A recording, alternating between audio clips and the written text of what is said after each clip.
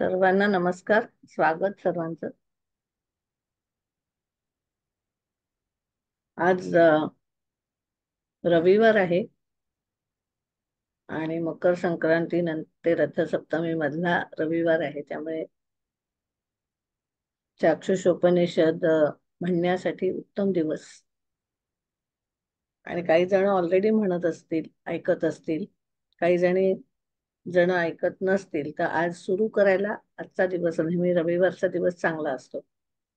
आणि आता इथे इथे अ, न्यूझीलंड मधून, अमेरिकेतून पण आलेली मंडळी आहेत. भारतात आता सूर्योदय आहे. म्हणजे आता सव्वा सव्वा सात वाजता सूर्योदय भारतात आहे. तर सूर्योदय ही उत्तम वेळ आहे, म्हणून पण ही वेळ ठरवली. आपण आता सुरुवातीला आधी मंत्र, व्हिडिओ लावून तो मंत्र आपण सगळेजण एकत्र म्हणणार आहोत. ती म्हणण्याची थोडीशी पद्धत सांगते फक्त. नंतर काही प्रश्न असतील तर आपण ते नंतर घेऊ. आता जेवढं जमेल तेवढं करू. मी ग्रुपवर टाकलं होतं की पाण्याचं भांड एक ठेवा, पाणी भरलेलं. मी स्टीलचं घेतलंय, पण ह्याचं जास्त चांगलं, तांब्याचं असेल तर जास्त चांगलं. हम्म. आणि कसं मी खाली नंतर ठेवणार आहे. मग कसं करायचं ते सांगते. हा मंत्र उच्चार करत असताना आधी संकल्प वगैरे करू ना. ते संकल्प केल हे जे बोट आहे आपलं, हे मी अंगठी घातलेलं हे जे बोट आहे आपलं, रिंग फिंगर म्हणतो ते. रिंग फिंगर हे सूर्याचं बोट आहे. तर ते ह्या पाण्यात बुडवायचं. आणि जमल्यास अ, सहज सगळ्या गोष्टी शक्य होत नाहीत, पण जमेल तर आपण ढवळतो कसं ना, तसं हे बोट आतल्या आत ढवळत राहायचं. जेवढ्या वेळेला जमेल तेवढ्या वेळेला म्हणजे हलवत राहायचं ते पाणी. हं? नाही जमलं तर बिघडलं काही नाही. मी काय उत्तम आहे ते सांगते.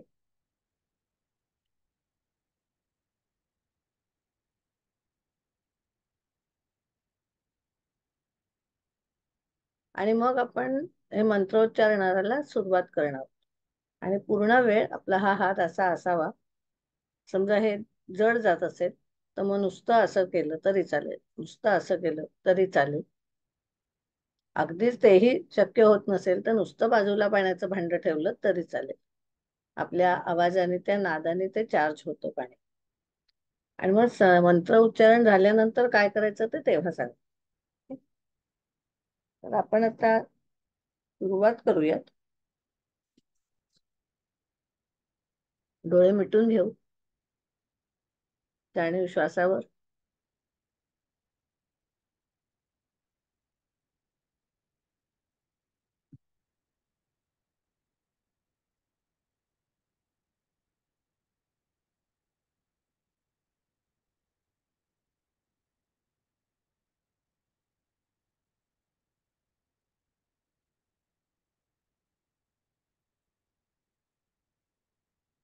श्वास अगदी सहज येतोय जातोय याची जाणीव. शरीर अगदी शिथिल करायचं आहे, जेवढं शिथिल करता येईल तेवढं.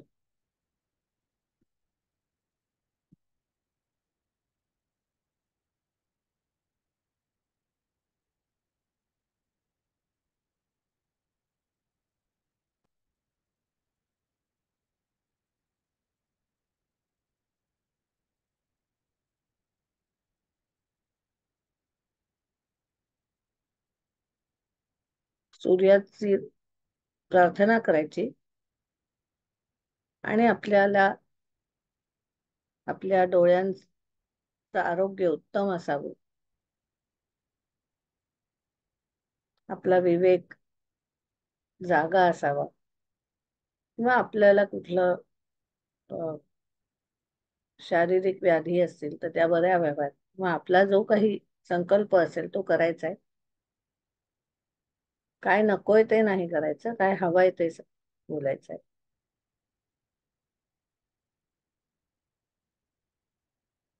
आणि आता मी हा मंत्र लावते. 26 मिनिटं आहे. 12 वेळेला चाक्षुषोपनिषद म्हणायचं आहे. त्यांना म्हणता येईल त्यांनी म्हणा. ज्यांना म्हणता येणार नाही त्यांनी ऐका. त्याच्यावर शब्द पण येतील व्हिडिओवर, पण ज्यांना नुसतं ऐकायचं असेल ते नुसताही ऐकू शकतात.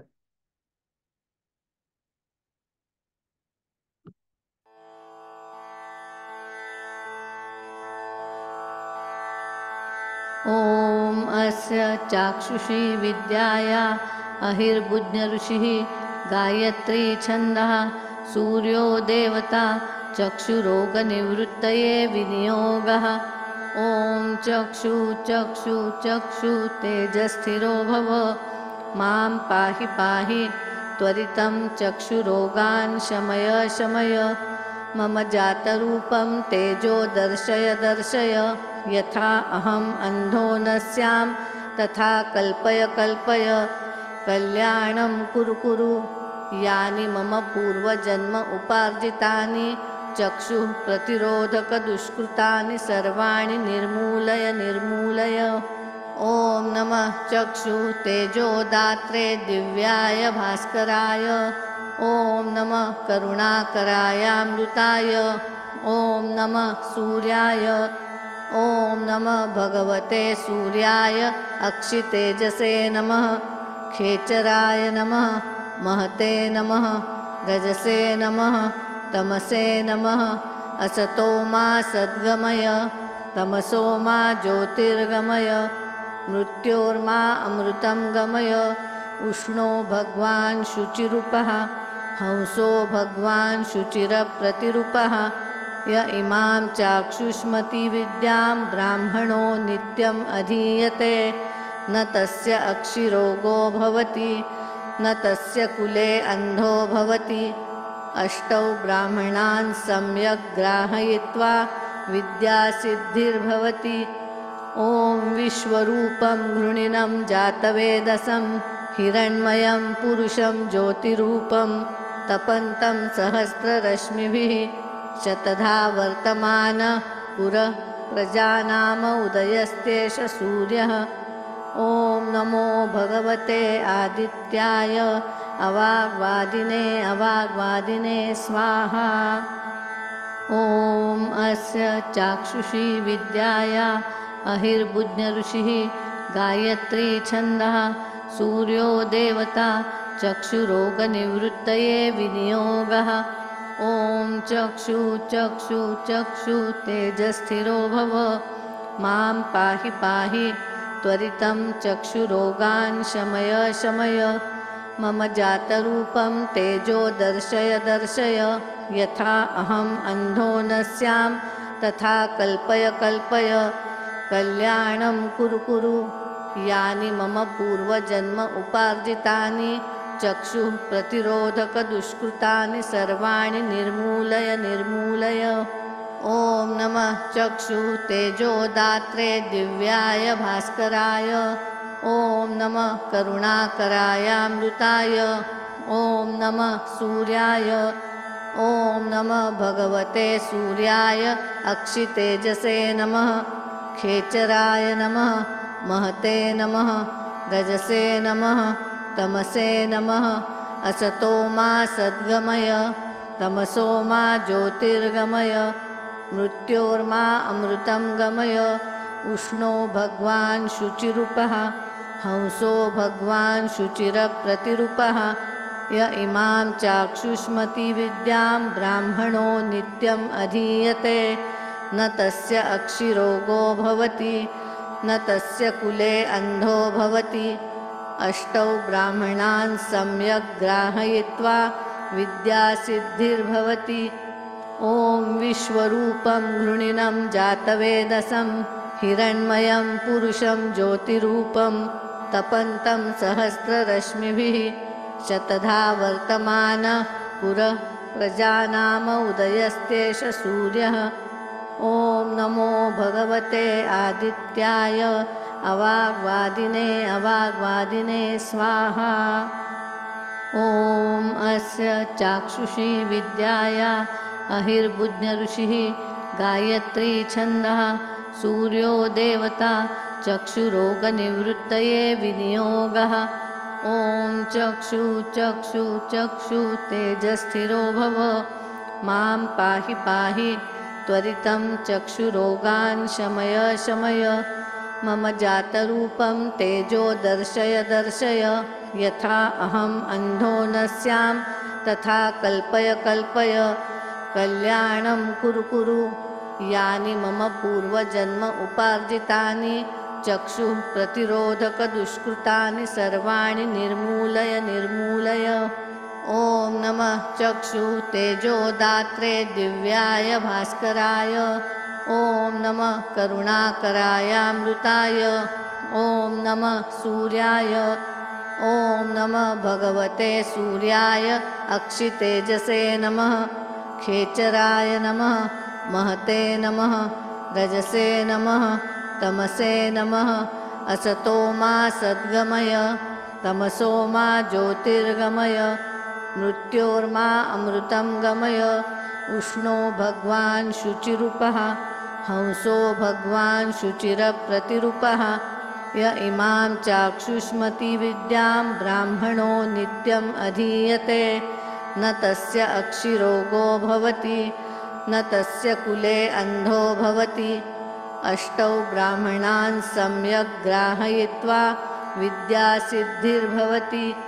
ॐ विश्वरूपं घृणिनं जातवेदसं हिरण्मयं पुरुषं ज्योतिरूपं तपन्तं सहस्ररश्मिभिः शतधा वर्तमानः पुरः प्रजानाम उदयस्तेष सूर्यः।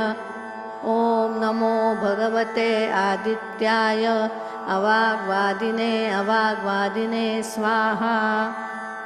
ॐ अस्य चाक्षुषी विद्याया अहिर्बुध्यऋषिः गायत्री छन्दः सूर्यो देवता चक्षुरोगनिवृत्तये विनियोगः। ॐ चक्षु चक्षु चक्षु तेजस्थिरो भव मां पाहि पाहि त्वरितं चक्षुरोगान् शमय शमय मम जातरूपं तेजो दर्शय दर्शय यथा अहम् अंधो न स्यां तथा कल्पय कल्पय कल्याणं कुरु कुरु यानि मम पूर्वजन्म उपार्जितानि चक्षुः प्रतिरोधक दुष्कृतानि सर्वाणि निर्मूलय निर्मूलय। ॐ नमः चक्षु तेजोदात्रे दिव्याय भास्कराय। ॐ नमः करुणाकरायामृताय। ॐ नमः सूर्याय। ॐ नमः भगवते सूर्याय अक्षितेजसे नमः। खेचराय नमः। महते नमः। रजसे नमः। तमसे नमः। असतो मा सद्गमय तमसो मा ज्योतिर्गमय मृत्योर्मा अमृतं गमय। उष्णो भगवान् शुचिरूपः हंसो भगवान् शुचिरप्रतिरूपः य इमां चाक्षुष्मति विद्यां ब्राह्मणो नित्यम् अधीयते न तस्य अक्षिरोगो भवति न तस्य कुले अंधो भवति। अष्टौ ब्राह्मणान् सम्यक् ग्राहयित्वा विद्यासिद्धिर्भवति। ॐ विश्वरूपं घृणिनं जातवेदसं हिरण्मयं पुरुषं ज्योतिरूपं तपन्तं सहस्ररश्मिभिः शतधा वर्तमानः पुरः प्रजानाम उदयस्तेष सूर्यः। ॐ नमो भगवते आदित्याय अवाग्वादिने अवाग्वादिने स्वाहा।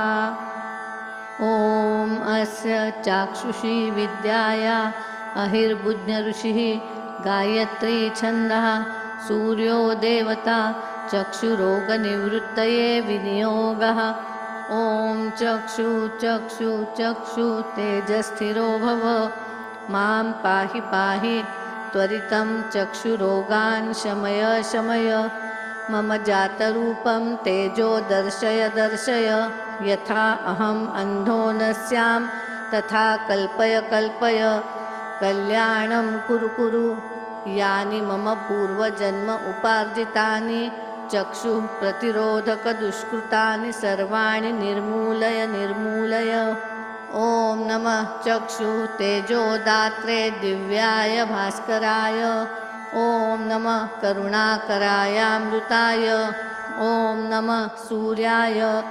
ॐ नमः भगवते सूर्याय अक्षितेजसे नमः।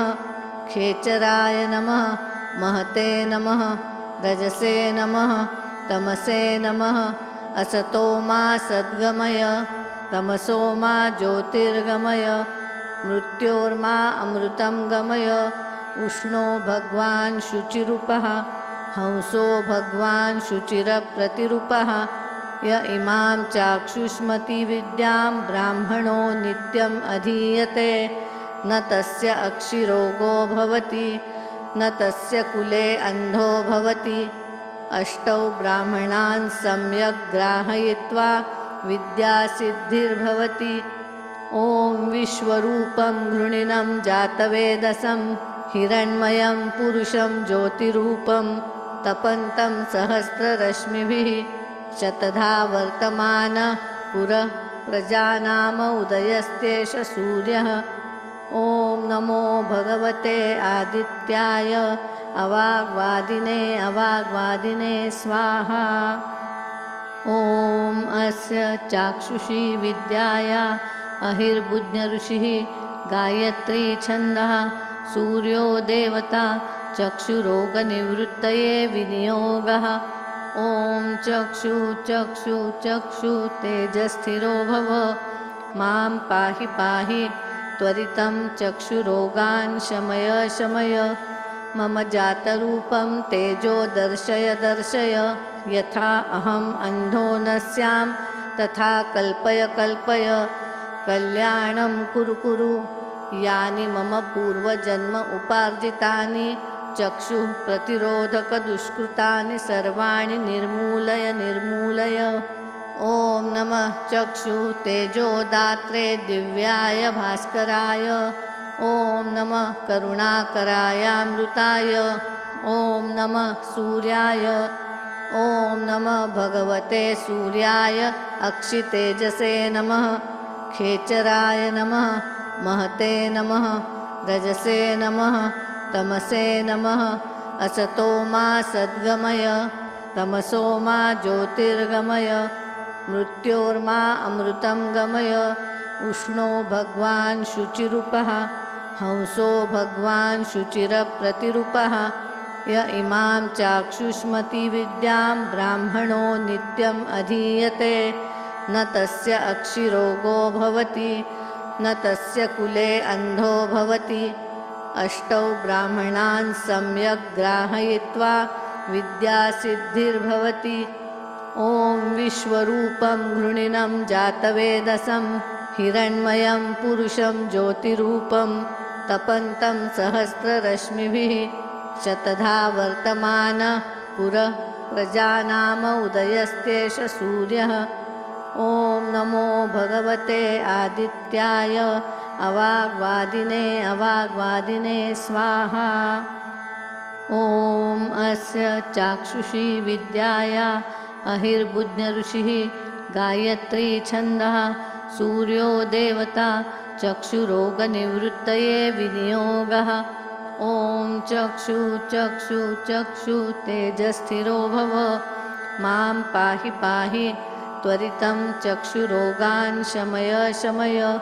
मम जातरूपं तेजो दर्शय दर्शय यथा अहम् अन्धो न स्यां तथा कल्पय कल्पय।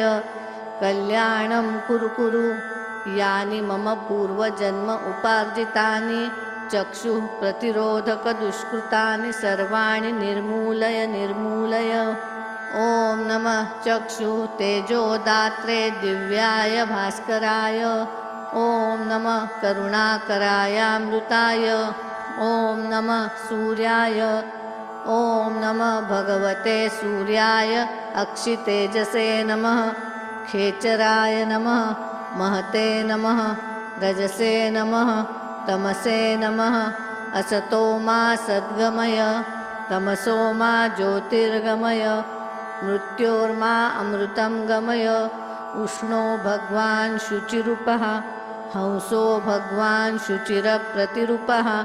य इमां चाक्षुष्मतिविद्यां ब्राह्मणो नित्यम् अधीयते न तस्य अक्षिरोगो भवति न तस्य कुले अन्धो भवति। अष्टौ ब्राह्मणान् सम्यक् ग्राहयित्वा विद्यासिद्धिर्भवति। ॐ विश्वरूपं घृणिनं जातवेदसं हिरण्मयं पुरुषं ज्योतिरूपं तपन्तं सहस्ररश्मिभिः शतधा वर्तमानः पुरः प्रजानाम उदयस्तेष सूर्यः। ॐ नमो भगवते आदित्याय अवाग्वादिने स्वाहा। ॐ अस्य चाक्षुषी विद्याया अहिर्बुज्ञऋषिः गायत्री छन्दः सूर्यो देवता चक्षुरोगनिवृत्तये विनियोगः। ॐ चक्षु चक्षु चक्षु तेजस्थिरो भव मां पाहि पाहि त्वरितं चक्षुरोगान् शमय शमय। मम जातरूपं तेजो दर्शय दर्शय यथा अहम् अन्धो न स्यां तथा कल्पय कल्पय। कल्याणं कुरु कुरु यानि मम पूर्वजन्म उपार्जितानि चक्षुः प्रतिरोधकदुष्कृतानि सर्वाणि निर्मूलय निर्मूलय। ॐ नमः चक्षुः तेजोदात्रे दिव्याय भास्कराय। ॐ नमः करुणाकरायामृताय। ॐ नमः सूर्याय। ॐ नमः भगवते सूर्याय अक्षितेजसे नमः। खेचराय नमः। महते नमः। रजसे नमः। तमसे नमः। असतो मा सद्गमय तमसो मा ज्योतिर्गमय। मृत्योर्मा अमृतं गमय। उष्णो भगवान् शुचिरूपः हंसो भगवान् शुचिरप्रतिरूपः। य इमां चाक्षुष्मतिविद्यां ब्राह्मणो नित्यम् अधीयते न तस्य अक्षिरोगो भवति न तस्य कुले अन्धो भवति। अष्टौ ब्राह्मणान् सम्यक् ग्राहयित्वा विद्यासिद्धिर्भवति। ॐ विश्वरूपं घृणिनं जातवेदसं हिरण्मयं पुरुषं ज्योतिरूपं तपन्तं सहस्ररश्मिभिः शतधा वर्तमानः पुरः प्रजानाम उदयस्तेष सूर्यः। ॐ नमो भगवते आदित्याय अवाग्वादिने स्वाहा। ॐ अस्य चाक्षुषी विद्याया अहिर्बुज्ञऋषिः गायत्री छन्दः सूर्यो देवता चक्षुरोगनिवृत्तये विनियोगः। ॐ चक्षु चक्षु चक्षु तेजस्थिरो भव मां पाहि पाहि त्वरितं चक्षुरोगान् शमय शमय। मम जातरूपं तेजो दर्शय दर्शय यथा अहम् अन्धो न स्यां तथा कल्पय कल्पय। कल्याणं कुरु कुरु यानि मम पूर्वजन्म उपार्जितानि चक्षुः प्रतिरोधकदुष्कृतानि सर्वाणि निर्मूलय निर्मूलय। ॐ नमः चक्षुः तेजोदात्रे दिव्याय भास्कराय। ॐ नमः करुणाकरायामृताय। ॐ नमः सूर्याय। ॐ नमः भगवते सूर्याय अक्षितेजसे नमः। खेचराय नमः। महते नमः। रजसे नमः। तमसे नमः। असतो मा सद्गमय तमसो मा ज्योतिर्गमय। मृत्योर्मा अमृतं गमय। उष्णो भगवान् शुचिरूपः हंसो भगवान् शुचिरप्रतिरूपः। य इमां चाक्षुष्मतिविद्यां ब्राह्मणो नित्यम् अधीयते न तस्य अक्षिरोगो भवति न तस्य कुले अन्धो भवति। अष्टौ ब्राह्मणान् सम्यक् ग्राहयित्वा विद्यासिद्धिर्भवति। ॐ विश्वरूपं घृणिनं जातवेदसं हिरण्मयं पुरुषं ज्योतिरूपं तपन्तं सहस्ररश्मिभिः शतधा वर्तमानः पुरः प्रजानाम उदयस्तेष सूर्यः। ॐ नमो भगवते आदित्याय अवाग्वादिने स्वाहा। ॐ अस्य चाक्षुषी विद्याया अहिर्बुज्ञऋषिः गायत्री छन्दः सूर्यो देवता चक्षुरोगनिवृत्तये विनियोगः ॐ चक्षु चक्षु चक्षु तेजस्थिरो भव मां पाहि पाहि त्वरितं चक्षुरोगान् शमय शमय मम जातरूपं तेजो दर्शय दर्शय यथा अहम् अन्धो न स्यां तथा कल्पय कल्पय कल्याणं कुरु कुरु यानि मम पूर्वजन्म उपार्जितानि चक्षुः प्रतिरोधक दुष्कृतानि सर्वाणि निर्मूलय निर्मूलय ॐ नमः चक्षुः तेजोदात्रे दिव्याय भास्कराय ॐ नमः करुणाकरायामृताय ॐ नमः सूर्याय ॐ नमः भगवते सूर्याय अक्षितेजसे नमः खेचराय नमः महते नमः रजसे नमः तमसे नमः असतो मा सद्गमय तमसो मा ज्योतिर्गमय मृत्योर्मा अमृतं गमय उष्णो भगवान् शुचिरूपः हंसो भगवान् शुचिरप्रतिरूपः य इमां चाक्षुष्मति विद्यां ब्राह्मणो नित्यम् अधीयते न तस्य अक्षिरोगो भवति न तस्य कुले अन्धो भवति अष्टौ ब्राह्मणान् सम्यक् ग्राहयित्वा विद्यासिद्धिर्भवति ॐ विश्वरूपं घृणिनं जातवेदसं हिरण्मयं पुरुषं ज्योतिरूपं तपन्तं सहस्ररश्मिभिः शतधा वर्तमान पुरः प्रजानाम उदयस्तेष सूर्यः ॐ नमो भगवते आदित्याय अवाग्वादिने अवाग्वादिने स्वाहा ॐ अस्य चाक्षुषी विद्याया अहिर्बुध्यऋषिः गायत्री छन्दः सूर्यो देवता चक्षुरोगनिवृत्तये विनियोगः ॐ चक्षु चक्षु चक्षु तेजस्थिरो भव मां पाहि पाहि त्वरितं चक्षुरोगान् शमय शमय मम जातरूपं तेजो दर्शय दर्शय यथा अहम् अन्धो न स्यां तथा कल्पय कल्पय कल्याणं कुरु कुरु यानि मम पूर्वजन्म उपार्जितानि चक्षुः प्रतिरोधक दुष्कृतानि सर्वाणि निर्मूलय निर्मूलय ॐ नमः चक्षुः तेजोदात्रे दिव्याय भास्कराय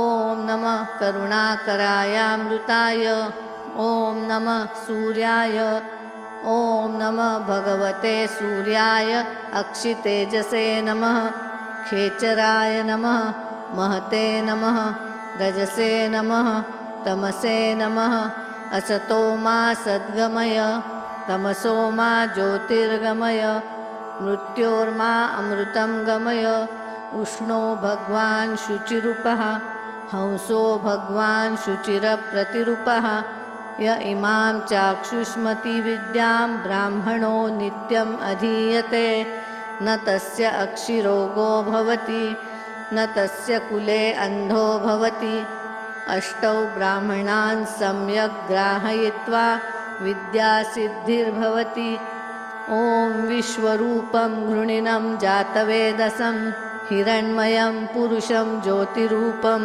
तपन्तं सहस्ररश्मिभिः शतधा वर्तमान पुरः प्रजानाम उदयस्तेष सूर्यः ॐ नमो भगवते आदित्याय अवाग्वादिने अवाग्वादिने स्वाहा ॐ अस्य चाक्षुषी विद्याया अहिर्बुध्यऋषिः गायत्री छन्दः सूर्यो देवता चक्षुरोगनिवृत्तये विनियोगः ॐ चक्षु चक्षु चक्षु तेजस्थिरो भव मां पाहि पाहि त्वरितं चक्षुरोगान् शमय शमय मम जातरूपं तेजो दर्शय दर्शय यथा अहम् अन्धो न स्यां तथा कल्पय कल्पय कल्याणं कुरु कुरु यानि मम पूर्वजन्म उपार्जितानि चक्षुः प्रतिरोधक दुष्कृतानि सर्वाणि निर्मूलय निर्मूलय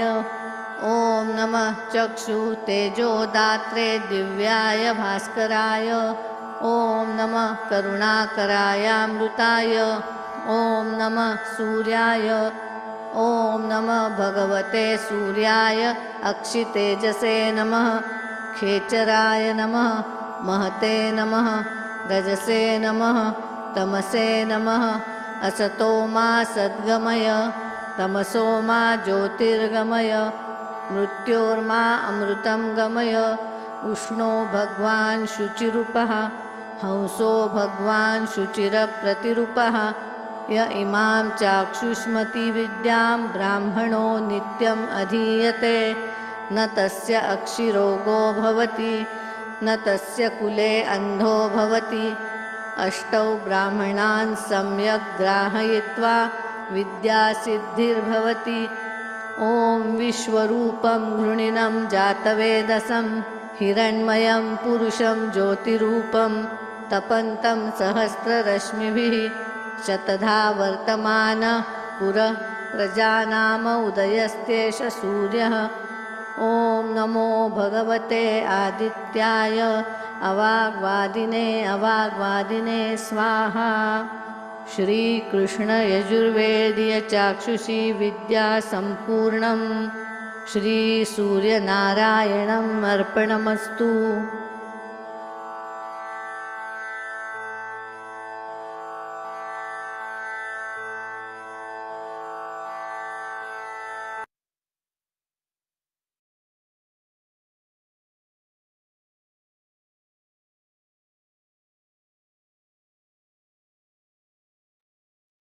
हे जे आपण पाणी ठेवलं होतं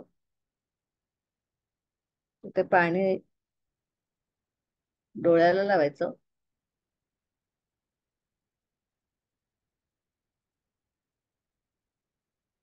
तुमच्या कुठलं दुखरं अंग असेल तिथे लावायचं आणि एक दोन घोट पाणी प्यायचं. उरलेलं पाणी सगळं प्यायचं असेल तरी पिऊ शकता किंवा स्वयंपाकात वापरायचं. आपल्या हंड्यामध्ये माठात घातलं की सगळ्यांना घरातल्यांना मिळेल. म्हणजे आपण उरलेल्या पाण्याचा कसाही विनियोग करायचा. थोडंसं प्यायचं आपण, मात्र दोन घोट तरी पाणी प्यायचं त्याच्यातलं.